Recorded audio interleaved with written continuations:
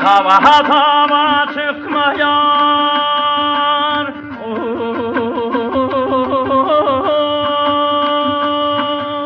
yerimi gül geçti Dülkün perişan soy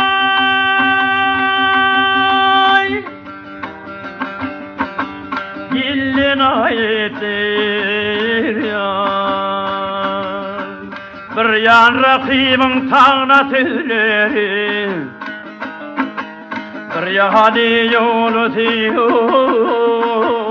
İllin ayettir, illin ayettir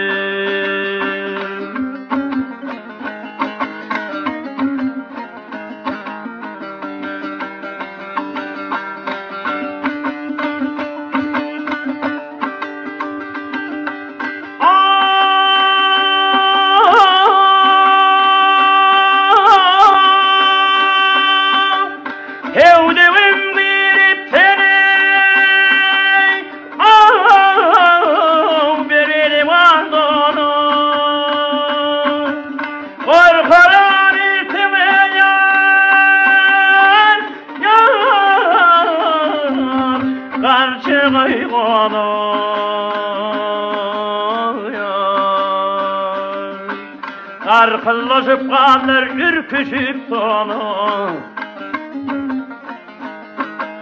Nefes uçay kaldı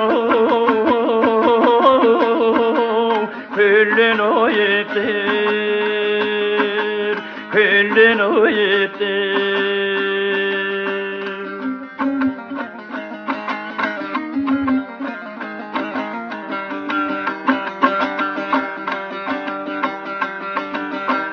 Seherler sevdiğim yar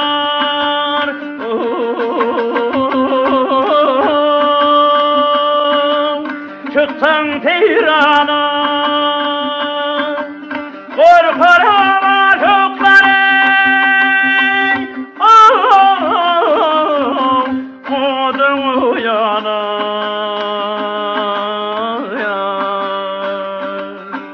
Bir çoğat tütümü devirme sana Bir tahari Kallana yetir Kallana yetir Bir çoğat tütümü yar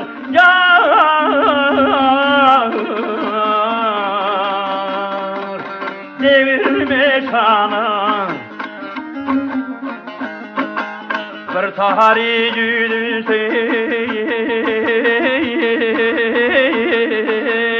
Kallana yetir Kallana yetir